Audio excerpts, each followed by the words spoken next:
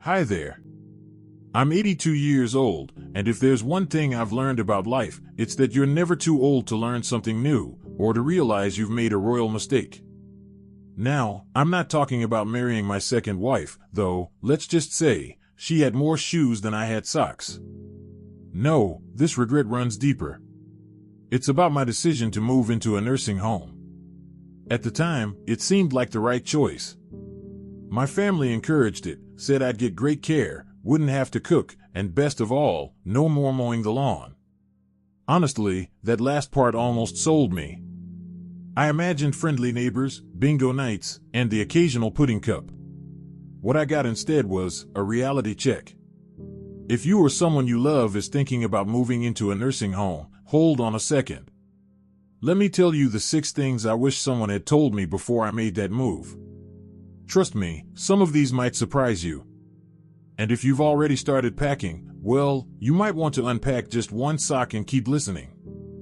The first shock? It wasn't the small room or the scheduled meal times. It was the realization that I no longer had control over my life. Everything ran on their schedule. Want to sleep in?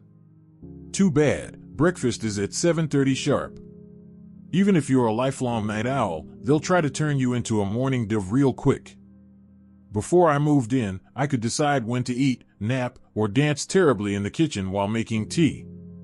Now? Want to take a walk? You need to ask, wait, and sometimes wait some more. I remember one morning during my first week, I woke up and stretched like I always did, my joints sounding like a microwave popcorn bag. I reached for my favorite book, only to realize it wasn't there. Neither was my cozy chair, or the rug my cat used to ignore me on. This wasn't my home, it was a clean, orderly hotel I couldn't check out of. Giving up independence seems small at first. But it's like giving up your coffee, one day without it, you're fine. A week later, you're crying into a decaf and wondering what happened to your soul. When I first moved in, my family said they'd visit all the time. And bless them, they did for a while. My daughter came every week, my grandkids would drop by on weekends. It felt like I still had one foot in my old life. Then, life happened. My daughter started calling instead of visiting. My grandkids? Busy with school, jobs, and who knows what kids do these days. Probably training their dogs to be TikTok stars. Holidays were the hardest. I'd sit in the common room, watching the door like it owed me money. It's not that my family stopped loving me, they just got caught up in the whirlwind of life. And when you're not around, it's easy for people to assume you're doing just fine. I remember sitting in my room one evening, holding my phone. I wanted to call my son but didn't want to sound needy. I didn't want to be that parent, the one who says just calling to say hi but secretly means please remind me I still matter. So I put the phone down. That's when it hit me, I wasn't just aging, I was fading out of the picture.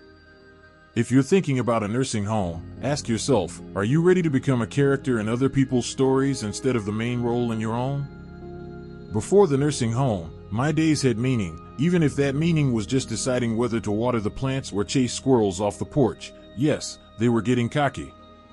I had routines. I brewed my own coffee, tidied up my space, and proudly kept my house at a solid grandpa clean level, not spotless, but at least I knew where everything was, mostly. But once I moved in, all those little jobs disappeared. Meals? Brought to me. Cleaning? Handled by staff. Coffee? Weak enough to make a spoon cry.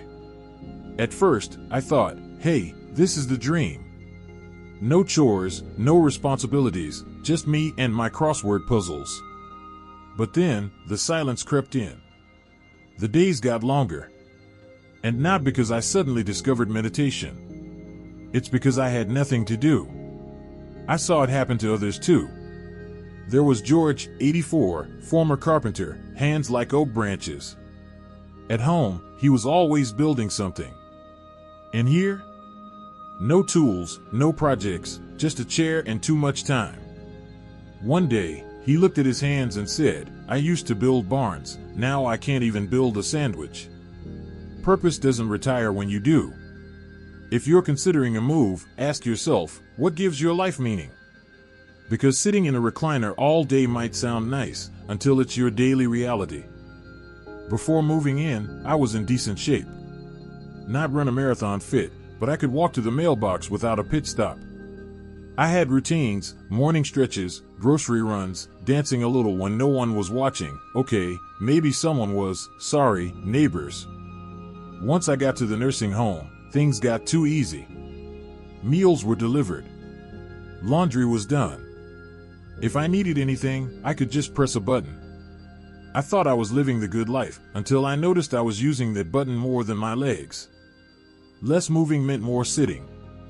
More sitting meant my knees started sounding like a Rice Krispies commercial.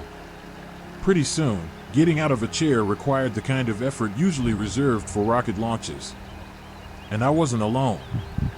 I watched residents go from walkers to wheelchairs in a matter of months. Alice, 81 and full of spunk when she moved in, used to walk laps around the courtyard saying, "I'll slow down when the squirrels do." 3 months later, the squirrels were winning. If I had known how quickly my strength would fade, I would have done more to keep moving. Because once you start slowing down, your body doesn't send you a polite warning, it just quietly stops cooperating. So ask yourself, will you keep moving when everything around you is built for sitting? This one stung more than I expected. At home, I had privacy. I could walk around in my pajamas at noon, sing off-key in the shower, and, most importantly, take bathroom breaks without filing a permission slip. In the nursing home, privacy is optional. Staff come in and out. Room checks happen at random. And let's just say getting dressed while someone's knocking on your door and walking in, well, modesty doesn't stand a chance. I had to ask to shower, ask to use the restroom, ask what was on the menu, only to find out it's meatloaf again. Sometimes, I felt less like a person and more like a hospital wristband with legs. Then there's the matter of roommates. I was lucky, mine was kind, quiet, and only snored like a small engine on weekends. But others weren't so fortunate. One guy said his roommate talked in his sleep, in French. And not the romantic kind. Losing privacy feels like losing your reflection. It's hard to feel like you when everything personal becomes public. Before you make this decision, ask yourself, can you accept help with everything, including the things you never thought you'd need help with? When I first moved in, I told myself, this is temporary.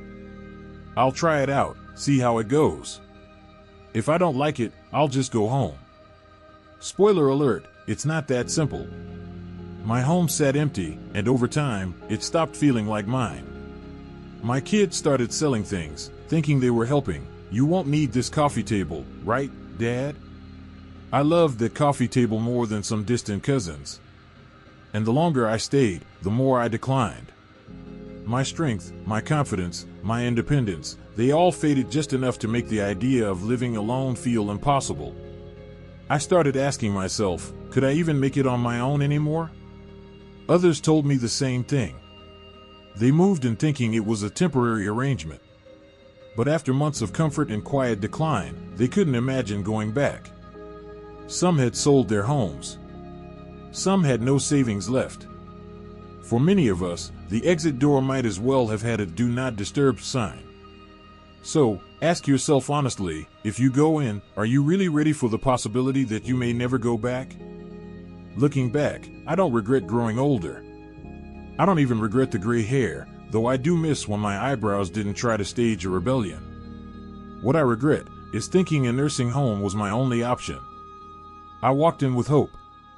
I was promised comfort, safety, routine. What I found instead was a life that slowly, almost politely, took away everything that made me feel like me. My independence, my privacy, my sense of purpose, even my favorite snack drawer. Yes, they made me give up my peanut butter stash. Tragic. Now don't get me wrong, nursing homes can help a lot of people.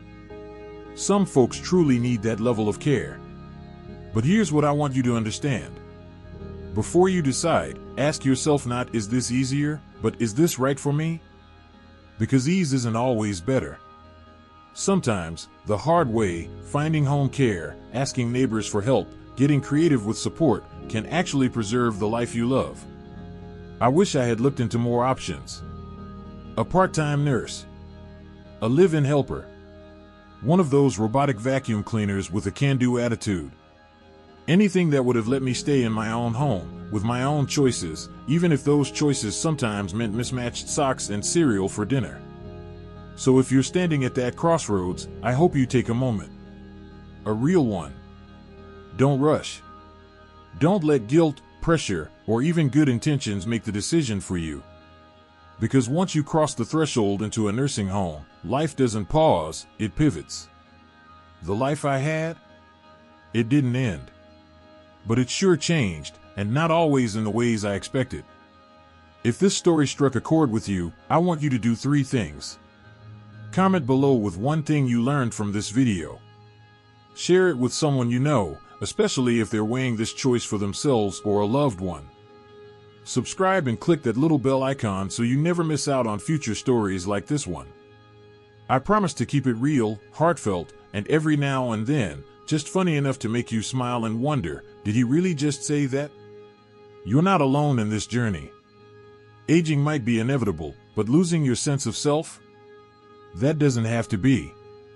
Hold on to what matters, your routine, your voice, your peanut butter stash, if you can hide it better than I did. You've earned that life. Don't let it slip away just because someone says it's time to take it easy. Because sometimes, the bravest thing you can do is keep living life on your own terms.